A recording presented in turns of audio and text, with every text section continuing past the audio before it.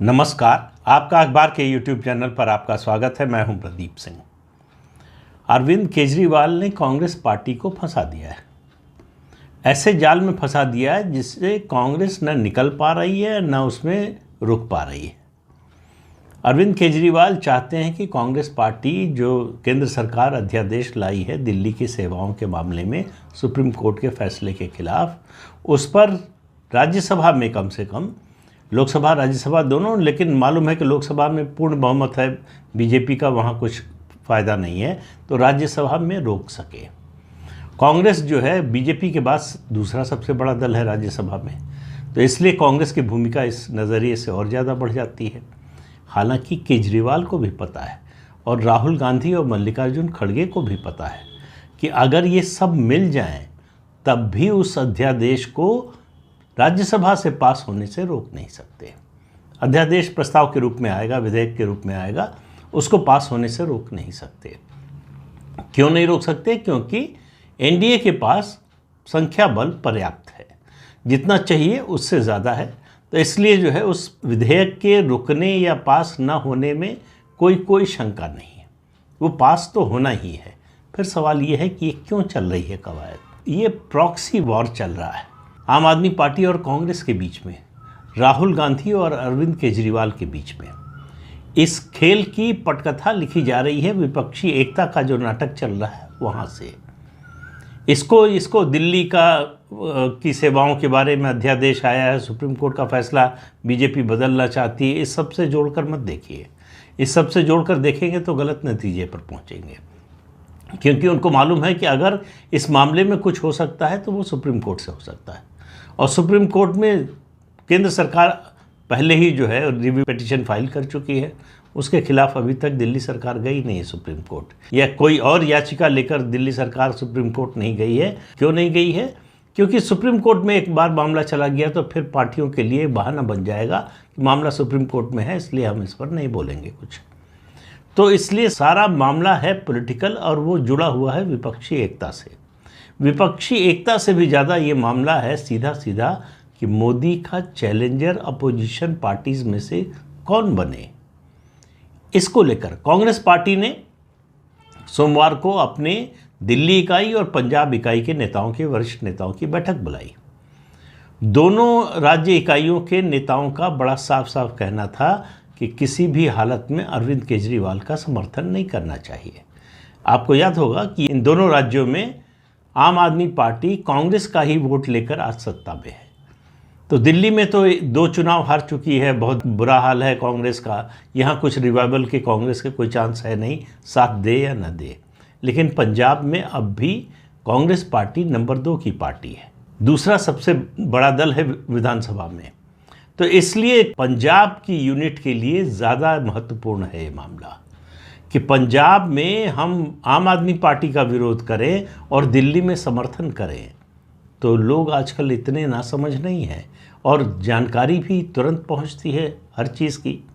तो उनको मालूम है पंजाब के नेताओं को कि अगर ये कदम उठाया हमारी पार्टी के केंद्रीय नेतृत्व ने तो उसका सीधा असर पंजाब की इकाई पर पड़ेगा। और जिस तरह से बातें चल रही हैं फिर से बीजेपी और अकाली दल की एकता की, उस दृष्टि से और खतरा बढ़ जाता है। तो अब सवाल ये है कि अरविंद केजरीवाल ये क्यों कर रहे हैं? विपक्षी एकता का क्या मामला है इसमें? विपक्षी एकता का मामला ये है कि अरविंद केजरीवाल ये सारे विपक्षी दलों को दिखाना चाहते हैं कि अगर सचमुच कांग्रेस पार्टी विपक्षी एकता में रुचि रखती है तो वो कुर्बानी देने के लिए तैयार हो। अब आप देखिए, यही भाषा ममता बनर्जी की भी है। कमोबेश इसी तरह की बात जो है वो शरद पवार भी कर रहे हैं, दूसरी पार्टियां भी कर रही हैं। अगर विपक्षी एकता होनी है बीजेपी के खिलाफ, प्रधानमंत्री नरेंद्र मोदी के खिलाफ, तो उसके लिए जो बड़ी पार्टी है उसको कुर्बानी देनी पड़ेगी। ये शुरू से चल रहा है कि एक बीजेपी के खिलाफ एक ही उम्मीदवार विपक्ष का हो, इसके लिए ज़रूरी है कि कांग्रेस पार्टी 200 सीटों पर लड़े। सिर्फ कांग्रेस पार्टी इसके लिए तैयार नहीं। खासतौर से हिमाचल और कर्नाटक का चुनाव जीतने के बाद कांग्रेस पार्टी बम है। उसको लग रहा है कि उसका रिवाइवल हो रहा है, उसको अपना रिवाइवल होता हुआ दिखाई दे रहा है।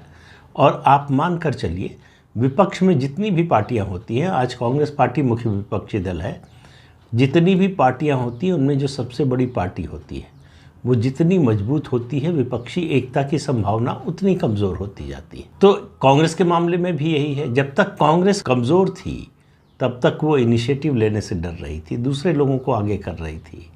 उसको मालूम नहीं था कि जो है कौन सी पार्टी हमारे साथ आने को तैयार होगी, कोई कौन नहीं। आज स्थिति ये है कि सब पार्टियां चाहती हैं कि कांग्रेस साथ में रहे। अब वो एक मुद्दा जो था वो सेटल हो चुका है कि कांग्रेस विपक्षी एकता की धुरी होगी।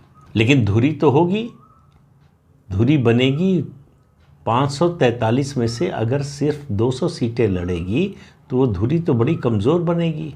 यानी 343 सीट्स रीजनल पार्टीज लड़ेंगी, तो जाहिर है उनका पलड़ा भारी होगा। जहां लड़ाई रीजनल पार्टी से बीजेपी का है उनमें कुछ राज्यों को छोड़ दें तो ज़्यादातर जगह रीजनल पार्टीज हावी हैं। चाहे आप आंध्र प्रदेश की बात करें, चाहे आप तमिलनाडु की बात करें, चाहे पश्चिम बंगाल की बात करें, एक एक करके स्टेट गिनते जाइए तो आपको दिखाई देगा कि वहाँ कांग्रेस जहाँ है वहाँ विपक्षी दलों का कुछ है नहीं। बाकी विपक्षी दलों का तो कांग्रेस को सीधे बीजेपी से लड़ना ही है वहाँ।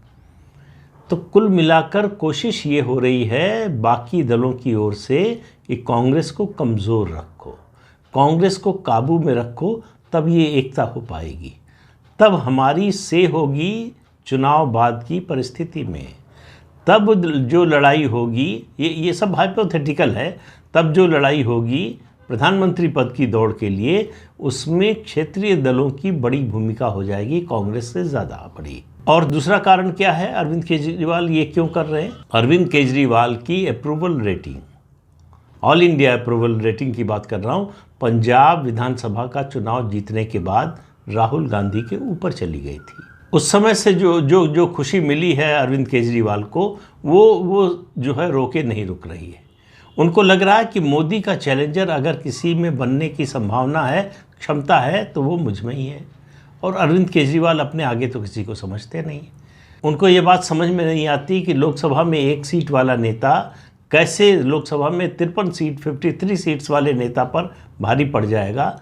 ये बात वो समझने के लिए तैयार नहीं है, क्योंकि वो सपनों की दुनिया में जी रहे हैं। और वो आज से नहीं, 2014 से, 2014 में भी उनको लगता था कि प्रधानमंत्री बन सकते हैं, 2019 में भी लगता था, और 2024 के लिए भी उनको लग रहा है। तो उनको लग रहा है कि अगर इस मुद्दे पर कांग्रेस साथ नहीं देगी, जिसकी केजरीवाल को बड़ी उम्मीद है, उनको मालूम है कि दिल्ली और पंजाब की इकाई ऐसा होने नहीं देगी अगर उसकी चलेगी। कांग्रेस अगर ऐसा करती है तो वो अपने को पंजाब में कमज़ोर करती है, और अगर ऐसा नहीं करती है तो विपक्षी दलों में ये संदेश देने में अरविंद केजरीवाल कामयाब हो जाएंगे कि देखिए विपक्षी एकता के नाम पर कांग्रेस थोड़ी सी भी कुर्बानी देने को तैयार नहीं है। अब कौन कितनी कुर्बानी देने को तैयार है इसका अंदाज़ा आप इस बात से लगाइए। एक सबसे ताज़ा घटना है, सोमवार की ही है, 24 घंटे पुरानी घटना है, 24 घंटे से भी कम है। पश्चिम बंगाल में सागर दीघी विधानसभा का उपचुनाव हुआ था, आपको मालूम है। कांग्रेस पार्टी वहाँ जीत गई थी 22,000 वोटों से, जिस सीट से कांग्रेस पार्टी की जमानत जब्त हो गई थी 2021 के चुनाव में, जहां 64-65% मुस्लिम मतदाता है। ममता बनर्जी को चिंता हो गई थी कि मुस्लिम वोट डिवाइड हो सकता है। तब से उनकी एकता की शर्त ये है, मैंने पहले भी कहा था, वो कह रहे हैं कि कर्नाटक में हमने कांग्रेस का समर्थन किया, देखो, तो अब कांग्रेस को बंगाल में चुनाव नहीं लड़ना चाहिए। तो अधीर रंजन चौधरी ने कहा कि कांग्रेस तो हर हाल में लड़ेगी, चुनाव तो ज़रूर लड़ेंगे हम बंगाल में। अब ये विपक्षी एकता वाली पार्टियां हैं। तो ममता बनर्जी ने सोमवार को क्या किया, जो कांग्रेस का उम्मीदवार जीता था, जो पश्चिम बंगाल विधानसभा में एकमात्र कांग्रेस का विधायक था, उसको तोड़ लिया, टीएमसी में शामिल करा दिया। वो बीड़ी बैरन है, बड़ा कारोबार है उसका बीड़ी का। तो विधायक भी मिला, साथ में फंड भी मिला। तो 5 उंगलियां घी में है ममता बनर्जी की। ये संदेश उन्होंने कांग्रेस पार्टी को दिया है कि अगर विपक्षी एकता चाहते हो तो सेक्रीफाइस करो। सेक्रीफाइस क्या करो? जहाँ जहाँ जो क्षेत्रीय दल जिस राज्य में मजबूत है वहाँ घुसो मत, वहाँ से दूर रहो। बदले में हम क्या करेंगे, जैसे हम मध्य प्रदेश में आपको समर्थन दे देंगे, हम राजस्थान में दे देंगे, हम छत्तीसगढ़ में दे देंगे, हम हिमाचल में दे देंगे, हम उत्तराखंड में दे देंगे, हम गुजरात में भी आपको समर्थन दे देंगे जहां हमारा एक भी वोट नहीं है। तो ये लेन देन का ये फॉर्मूला विपक्षी दलों में तय हो रहा है। अच्छा, कांग्रेस पार्टी को ये बात समझ में आ रही है। कांग्रेस पार्टी को लग रहा है कि ये बिल्कुल बेकार की कवायद है, बेकार की एक्सरसाइज है।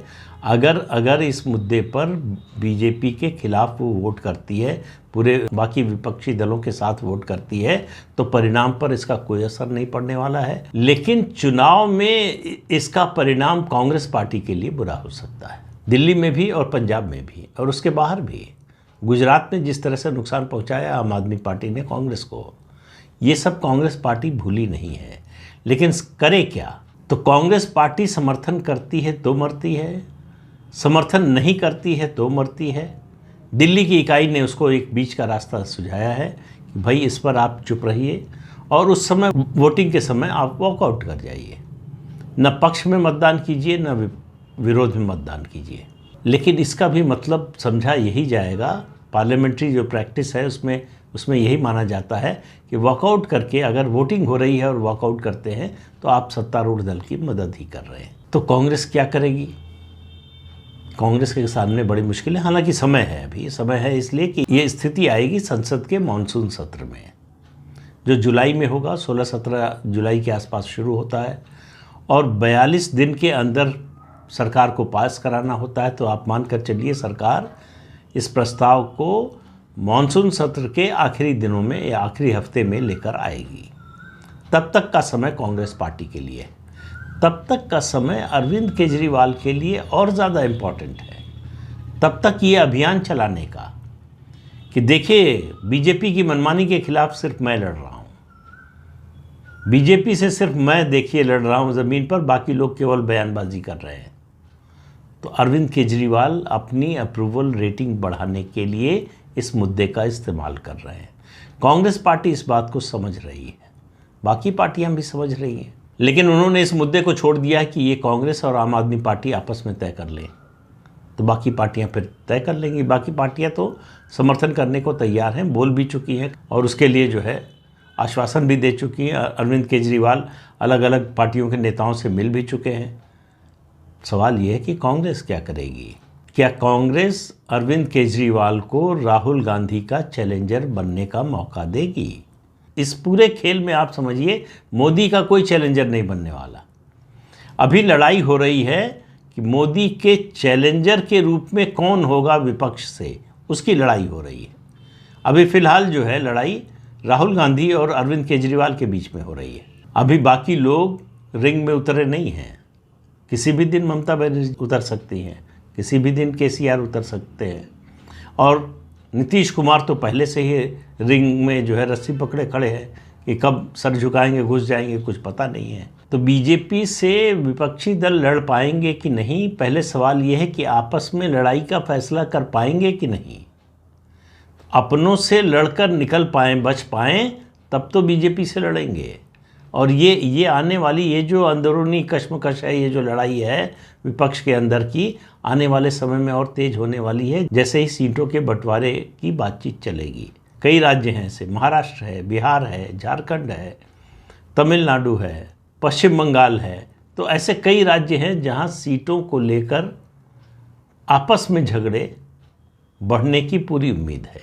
सवाल फिर होगा कि दिल्ली और पंजाब जैसे राज्यों में क्या होगा, पश्चिम बंगाल में क्या होगा। ममता बनर्जी तो घुसने ही नहीं देना चाहती। तो विपक्ष के लिए दिल्ली अभी बहुत दूर है, दावा कुछ भी करे। एक कर्नाटक विधानसभा का चुनाव जीतने से अगर कांग्रेस पार्टी को लग रहा है कि उसने लोकसभा चुनाव का पूरा समीकरण बदल दिया है, तो मुझे लगता है शायद उनको कुछ ज़्यादा ही गलतफहमी हो गई। लेकिन पब्लिक है, पब्लिक सब जानती है, देखिए क्या करती है। तो इस अंक में इतना ही। अगले अंक में फिर मिलेंगे किसी नए मुद्दे के साथ। तब तक के लिए अनुमति दीजिए। आपसे अनुरोध है कि ये चैनल देखिए, शेयर कीजिए, लाइक कीजिए और सब्सक्राइब ज़रूर कीजिए। नमस्कार।